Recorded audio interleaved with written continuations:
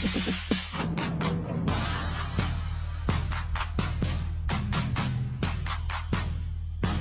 morning! Welcome to our vlog. Good morning everybody! So sa araw na nga pala ito ay pupunta kami ng bahay ng sister-in-law ko kasi maglilinis doon ng aking father-in-law. Sa nakikita nyo sa video na ito dahil father-in-law ko yung kasama ko. And then nakauwi na kami after mga ilang oras din kami doon. Pag-uwi namin ayun, nag-mower na siya since maganda yung araw, panahon.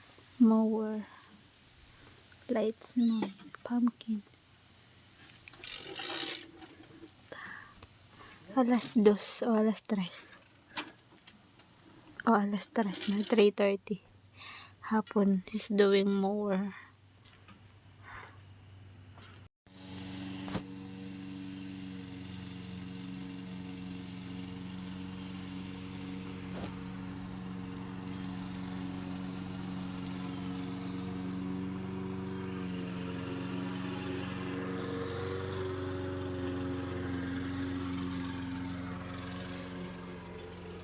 Since maganda ang panahon sa labas, so nandito ako nakatambay.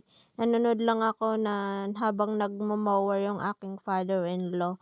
So medyo maingay yung mower, so voice over muna tayo today sa other part ng ating vlog. And then tinulungan ko rin siya hanggang likod. Medyo malawak kasi yung lupain nila sa harap tsaka sa likod. Taray lupain. So ayun, tumulong na rin ako maglinis. Hindi na ako masyado bumaba dun sa may damo kasi naglilinis yung father-in-law ko. And nagmuni-muni lang ako since dalawa lang kami dito sa bahay. Yung aking mother-in-law tsaka asawa ko sa mga oras na yan, wala sila kasi nanonood sila ng hockey game. Mula pa kahapon tsaka kanina umaga sinabihan niya ako na mag-mower daw ako. Umingiti lang ako, hindi ko alam kung seryoso ba siya o totoo o gusto niyang maranasan ko. Pero kapag gusto ko naman, hindi naman niya binibigay. Charos-charos yung in-law ko na to. Kaya ang ambag ko lang dyan dahil manood, magmuni-muni. Medyo malamig nga pala kapag nasa shade ka. So, since nasa likod na ng bahay, nagmamowers yung aking in-law, sumunod na ako. You're home. Katapos lang namin mag-mower. Hey, they're home now. What are you doing? Watching Papa Jeff doing mower. Oh, you're not mowing the lawn? No. I'm watching Well, who mowed it? Papa Jeff. Yeah. Why are you in your pajamas? It's good because it's breeze. We don't walk around in our pajamas. She goes to the Dollar Tree. So, di ba hapon na nga dumating sila, ang aking jusawa at ang aking mother-in-law. Galing sila nanood ng laro o hockey game. Siguro, dito lang sa Mayurica, somewhere pa din dito sa New York. And then bandang hapon, kami, ikot-ikot, nagala-gala, nag-ice cream. Muni-muni lang kami ni jusawa bago magdilim. Morning. Going up to north. Madilim pa. Hello, good morning. It's another day na naman ang ating vlog. So, karugtong to ng video na to kahapon. So, sa araw na nga pala ito, ay pupunta kami sa up north sa New York, sa may Canton, New York, which is malayo siya sa bahay. Siguro mga more than 3 hours away. So, madaling araw, umalis na kami. Siguro mga 6 ng umaga and madilim pa yun dito sa Amerika. Yun, nag-drive kami and yun, para kahit papano, gusto kasi ni Jusawa na makita ko yung scenery, yung bagong dating lang kasi kami nito ng New York. Alam mo yun, yung autumn, para masaksihan ko naman.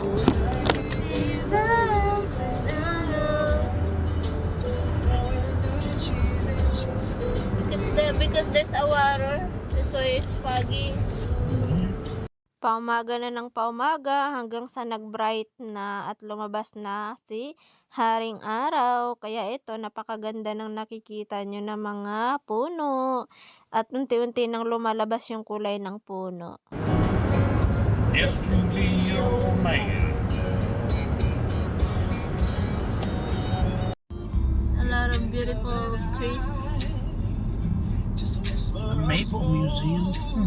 Para makaiwas tayo sa mga copyright, i-voice over ko na lang. So, eto na, nagbubukang liwayway na ang kagandahan ng umaga.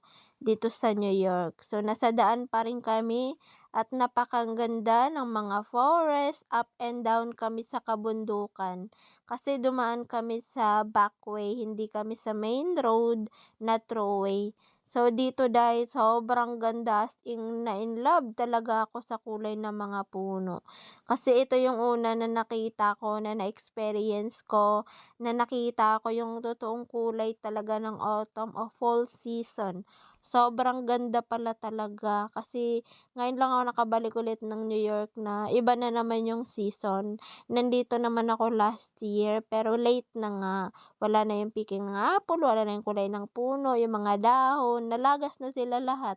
So ngayon nakita at nasaksihan ko talaga and I say, wow! Yes, it's so pretty. Sobrang busog na busog talaga yung mga mata ko nung araw na yan o ng umaga na yan habang papunta kami ng St. Lawrence University para manood ng hockey sa Canton, New York. Sobrang ganda.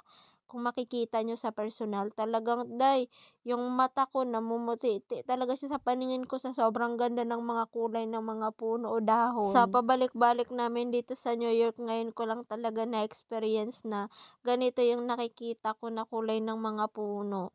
Alam nyo, marami ang gustong makapunta sa iba't ibang lugar kapag katuwing autumn kasi ang ganda nga daw ng mga puno, 'di ba nagkukulay yung mga dahon. Totoo yun. Sobrang na-inlove talaga ako sa sobrang ganda. Nakakita pa ako ng mga deer. Ang dami, isang pundok sila ng deer sa isang daanan. They're so very cute and hindi naman sila okay, which is hindi naman sila nang-aano, mababait naman yung mga deer. Kapagka tatawid sila mag-stop ka lang, ta's padadaanin mo sila, then the more na lumalapit ka tatakbo sila.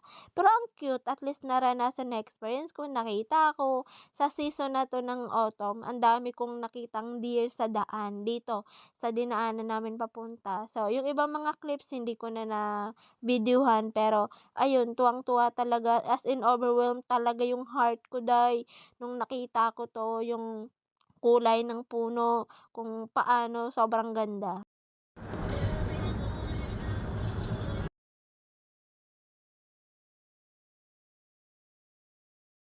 So, ito yung nakita namin na deer na ang dami sa isang bahay, ayan.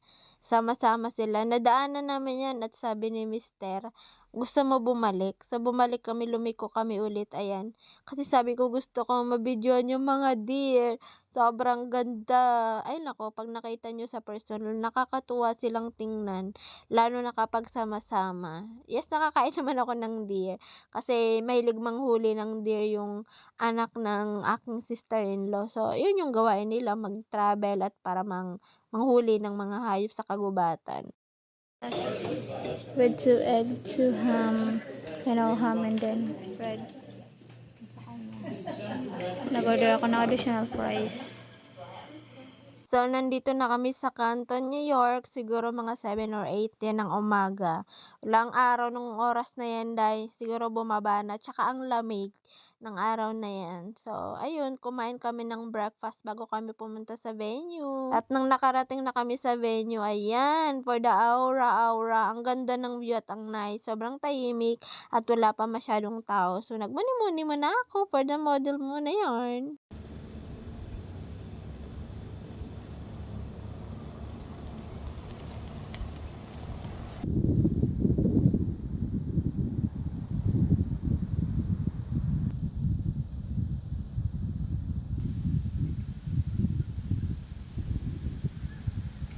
Ganda ng na to, puno na to. Kanina pa ako dyan pa na model, picture. May isa pa dun sa likod. We're gonna look. Yes, gala-gala muna tayo today. Hey, dito tayo sa arena. Ganda nung tawag doon, puno na yan. Gala tayo. May buwan. Ito, puntahan natin to, yung isang puno dito sa likod. Yan. Lapitan natin. Ingay ng mga ibon, mga ibon. Ay, ang ganda. Lakad-lakad muna. We'll see how beautiful this one. Picture tayo. Actually, ang lamig. Nagpalit na ako ng jacket. Pangalawang jacket ko na to. Ay, naglagay ako ng scarf and head. Kasi malamig yung hangin. Kahit may araw, pero ang lamig ng hangin. And something nasa 50 yata o 55, 56 yung degree. Kanina mga nasa 30, 40. Nakakangalay naman yung cellphone ko na to. Yan. Ay, dito na tayo malapit. Ang daming nauhulog. Yan. There. Ganda. Picture tayo.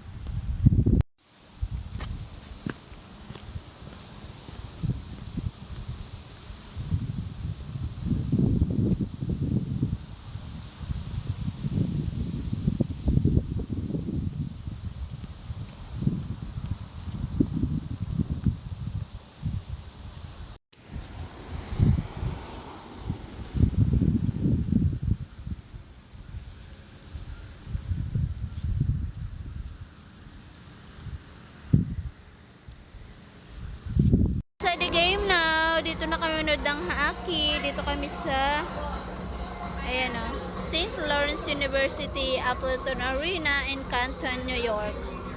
Yes. Bago to sa paningin ko, lahat ng upuan are made in wood.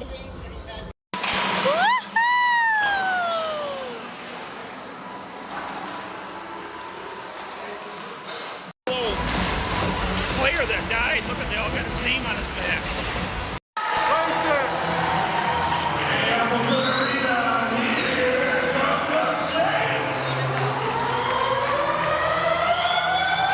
Appleton Arena for today's game between the Vermont Catamounts and your St. Lawrence Saints. Steve Midler and the Catamounts at forward, number 17, Colin Kessler. At forward, number 17, Gabe Wesley. Since the last time the Speeding Saints were on the ice at Appleton Arena, the St. Lawrence University Northwest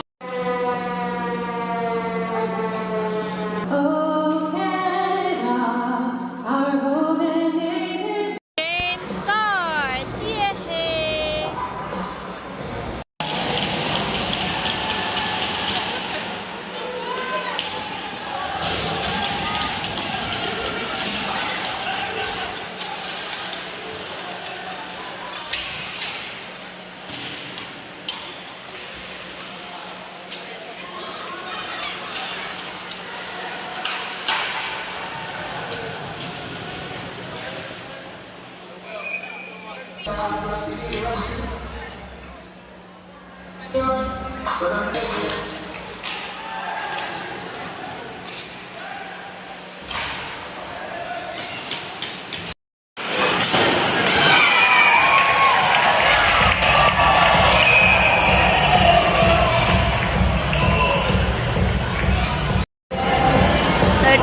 Seconds na lang.